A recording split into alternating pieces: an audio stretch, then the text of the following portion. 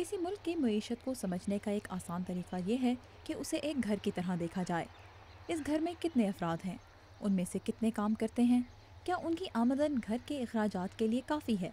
اور گھر کے افراد کو کس معیار کی تعلیم اور صحت کی سہولتوں تک رسائی حاصل ہے؟ پاکستان کے لیے ان سوالوں کے جواب کچھ یوں ہیں۔ CIA کی ورلڈ فیکٹ بک کے مطابق ملک کی آبادی 18 کروڑ سے کچھ زیادہ ہے اور بے روزگاری کی شرح تقریباً 14%۔ پاکستانی وزارت خزانہ کے مطابق ملک کے سالانہ اخراجات 30 کھرب روپے سے زیادہ جبکہ آمدن تقریباً 20 کھرب روپے ہے۔ اور واشنگٹن کے تحقیقاتی ادارے بروکنگز انسٹیٹیوٹ کے مطابق پاکستان میں صحت اور تعلیم کے شعبوں پر ملک کی مجموعی قومی پیداوار کا 4% سے کچھ زیادہ خرچ کیا جاتا ہے۔ مختلف اعداد و شمار کے مطابق آج پاکستان کی 25 سے 30% آبادی خط غربت سے نیچے رہ رہی ہے اور ملک کی معاشی صورتحال نہ صرف پاکستان کے عوام بلکہ بیرونی ممالک کے لیے بھی باعث تشویش ہے، جو اسے سہارا دینے کے لیے امداد اور قرض دے رہے ہیں۔ جہاں تک پاکستان کی معاشی خوشحالی اور قدرتی آفات کے بعد بحالی کے لیے غیر ملکی امداد کا تعلق ہے تو امریکہ اور دیگر دوست ممالک کی جانب سے گزشتہ 10 برسوں میں پاکستان کے لیے اربوں ڈالرز کا اعلان کیا گیا۔ تاہم بروکنگز انسٹیٹیوٹ کی ایک رپورٹ کے مطابق جاری کردہ رقم عموماً وعدہ کی گئی رقم سے کم ہی رہی۔ قرضوں کی صورت میں پاکستان آنے والے ڈالرز آج ملک کی معیشت کے لیے ایک دو دھاری تلوار کی طرح ہیں۔ جہاں ایک طرف ان سے معیشت کا پہیہ چل رہا ہے، وہیں دوسری جانب ان کی ادائیگی معیشت پر ایک بھاری بوجھ بن چکی ہے۔ معاشی ترقی کے لیے قرض لینا کسی ملک کے لیے غیر معمولی نہیں سمجھا جاتا اگر اس کا مقصد ایسی سرمایہ کاری ہو جس سے ملک کی پیداوار بڑھائی جا سکے، جس کے نتیجے میں یہ قرض اتارا جا سکے۔ ماہر معیشت زبیر اقبال واشنگٹن کے تحقیقی ادارے مڈل ایسٹ انسٹیٹیوٹ کے ساتھ وابستہ ہیں۔ وہ کہتے ہیں کہ قرضوں کے حوالے سے پاکستان کی صورتحال کچھ مختلف ہے۔ پاکستان میں جب بجٹ بنایا جاتا ہے تو امپلیسٹلی سب سے پہلے یہ سوچتے ہیں کہ فارن فائنینسنگ کتنی ہوگی، اس کے بعد پھر آپ یہ سوچتے ہیں کہ ڈومیسٹک ریونیو کتنا موبلائز کر سکتے ہیں، اور اس کے بعد ہم یہ سوچتے ہیں کہ اگر ڈومیسٹک ریونیو اتنا ہے اور فارن فائنینسنگ اتنی ہے تو ہمیں باقی ریونیو کہاں سے، باقی ریسورسز کہاں سے لانی ہے۔ اس سال کے آغاز میں IMF کی جانب سے پیش کی جانے والی ایک رپورٹ کے مطابق پاکستان پر بیرونی قرضوں کا بوجھ تقریباً 50 ارب ڈالر تھا، جو اس وقت 55 ارب ڈالر سے تجاوز کر چکا ہے۔ بڑھتی ہوئی شرح سود اور روپے کی گھٹتی ہوئی قدر کے باعث یہ قرض رواں مالی سال کے اختتام تک تقریباً 64 ارب ڈالر تک پہنچ جائے گا۔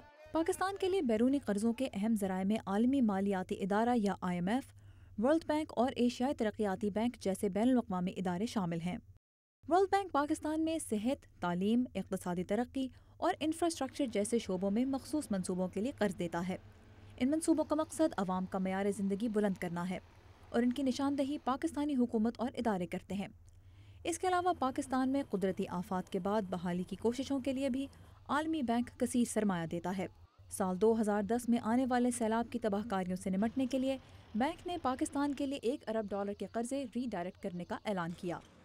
ایشیائی ترقیاتی بینک بھی پاکستان میں معاشرتی اور اقتصادی ترقی کے مختلف منصوبوں کے لیے سرمایہ دیتا ہے۔ بینک کے مطابق پاکستان میں سرمایہ کاری اور ملازمتوں کے مواقع پیدا کرنے کے لیے 1967 سے اب تک 16 ارب ڈالر سے زیادہ جاری کیے جا چکے ہیں۔ اس کے برعکس IMF سے حاصل ہونے والے قرضوں کا مقصد عوام کی بہبود نہیں بلکہ ملک کو دیوالیہ ہونے سے بچانا ہے۔ اگر آپ کا بیلنس آف پیمنٹس مشکل میں ہو تو IMF آپ کو لون پرووائڈ کرتا ہے جو آپ کو ٹیمپریریلی سپورٹ دیتا ہے، اس کے ساتھ ساتھ آپ پالیسیز امپلیمنٹ کرتے ہیں جو بڑی حد تک ڈومیسٹک ڈیمانڈ کو کم کرتی ہیں اور اس کو ری ڈائریکٹ کرتی ہیں۔ جو آپ ڈومیسٹکلی کنزیوم کر رہے ہوتے ہیں آپ اس کو کم کرتے ہیں تاکہ وہ ایکسپورٹ ہو سکے۔ جیسے ہی وہ ایکسپورٹ ہوتا ہے آپ کی balance of payments position improve ہوتی ہے، جس کی وجہ سے پھر آپ کے ریزروز بڑھتے ہیں۔ جیسے ہی آپ کے ریزروز بڑھتے ہیں آپ کو پھر IMF کی بورنگ کی ضرورت نہیں رہتی۔ IMF کے مطابق پاکستان کے ساتھ نومبر 2008 میں طے ہونے والے سٹینڈ بائی ایگریمنٹ کے تحت ادارے کی جانب سے ملک کو 11 ارب ڈالر سے زیادہ کے قرضوں کی فراہمی کا وعدہ کیا گیا۔ اس کے علاوہ سیلاب کی تباہ کاریوں کے باعث پاکستانی وزارت خزانہ کی درخواست پر ستمبر 2010 میں مزید 45 کروڑ ڈالر جاری کرنے کی منظوری بھی دی گئی۔ لیکن بیلنس آف پیمنٹس کے حصول کے لیے دیے جانے والے یہ قرضے بلا شرائط نہیں دیے جاتے۔ ہمیں جو اپنا بجٹ ڈیفیسٹ ہے اس کو کم کرنا۔ اس وقت بجٹ ڈیفیسٹ، پچھلے سال جو بجٹ ڈیفیسٹ تھا وہ کوئی 5.2% GDP کا تھا۔ ہماری کمٹمنٹ تھی 4.5 کی، ہم وہ کمٹمنٹ پوری نہیں کر سکے۔ اب ہماری کمٹمنٹ یہ ہے کہ ہم اس سال 4% GDP کر دیں گے۔ تاہم پاکستان میں ملکی اخراجات کم کرنے کی کوشش میں چند اہم شعبے مسلسل متاثر ہوتے آئے ہیں، جن میں صحت اور تعلیم نمایاں ہیں۔ IMF اور ورلڈ بینک ایسی کوئی کنڈیشنز نہیں عائد کرتے جن سے کہ غریب لوگوں پہ جن کی کم انکم ہے ان پہ اثر ہو۔ پاکستان میں خاص طور پہ ڈیفنس اور ڈیٹ سروسنگ سب سے زیادہ پیسے اس پہ چلے جاتے ہیں، باقی بہت کم رہ جاتے ہیں، تو کوئی سکوپ نہیں رہا حکومت کے پاس، اور وہ سب سے آسان یہی سمجھتے ہیں کہ چلیے ایجوکیشن کو کاٹ دیں یا ہیلتھ کو کاٹ دیں۔ پاکستانی معیشت پر اس وقت بوجھ صرف بیرونی قرضوں کا ہی نہیں، اندرونی قرضوں کا بھی ہے۔ پاکستان اسٹیٹ بینک کے جاری کردہ اعداد و شمار کے مطابق ان قرضوں کا حجم تقریباً 4,633 ارب روپے یا تقریباً 54 ارب ڈالر ہے۔ یہ بوجھ شاید آج پاکستانی معیشت کے لیے بیرونی قرضوں کے مقابلے میں زیادہ نقصان دہ ثابت ہو رہا ہے۔ ڈومیسٹک بورونگ جو ہے ایک تو وہ انفلیشنری ہوتی ہے، اچھا اس کے بعد اس کے ساتھ ساتھ یہ بھی ہوتا ہے کہ آپ کے ملک میں کانفیڈنس کم ہو جاتا ہے، اور پرائیویٹ سیکٹر جو ہے اس کو کریڈٹ نہیں ملتا، کیونکہ اگر گورنمنٹ اتنا پیسہ لے گئی، کتنا کریڈٹ لے گئی، تو پھر باقی کریڈٹ جو بچتا ہے وہ پرائیویٹ سیکٹر کے لیے کم ہوتا ہے۔ چونکہ پرائیویٹ سیکٹر کے لیے کم ہوتا ہے اس لیے کرپشن آتی ہے، وہاں پر فیورٹزم چلتی ہے، نمبر ایک۔ نمبر دو، گروتھ سلو ہو جاتی ہے، پرائیویٹ سیکٹر گروتھ سلو ہو جاتی ہے، جس کی وجہ سے پھر انمپلائمنٹ بڑھتی ہے۔ یہ ایک بہت خاص وجہ ہے جس کا خیال کرنا بڑا ضروری ہے۔ ایک طرف جہاں اشیاء خوردونوش کی قیمتیں آسمان سے باتیں کر رہی ہیں اور افراط زر کی شرح تقریباً 13% ہے، وہیں آئے دن دہشت گردی کے واقعات بھی ملک کی معیشت پر وار کر رہے ہیں۔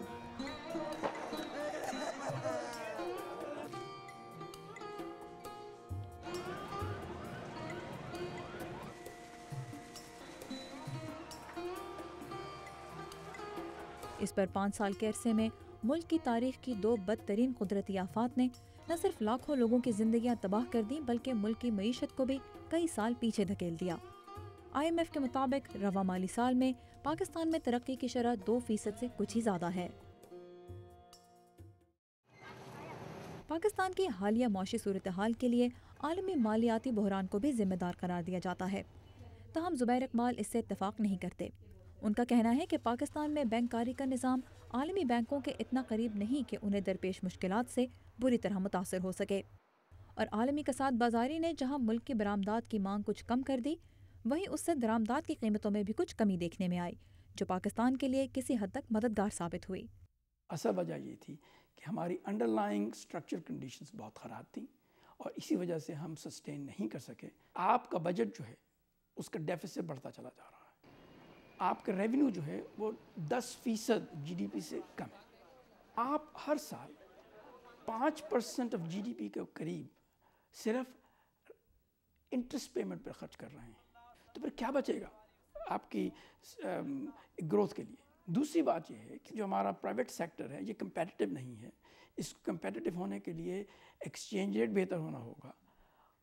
ایکسچینج ریٹ کو ٹچ نہیں کیا گیا، ٹیکسز کم کر دیے گئے، جس کی وجہ سے ریونیو اور کم ہو گیا، جس کی وجہ سے بجٹ ڈیفیسٹ اور بڑھتا چلا گیا، اور پھر اس پہ چونکہ ہم لوگ ایکسپینڈیچر کم نہیں کرنا چاہتے تھے، ہم نے بورونگ کی، ڈومیسٹک اور فارن بورونگ۔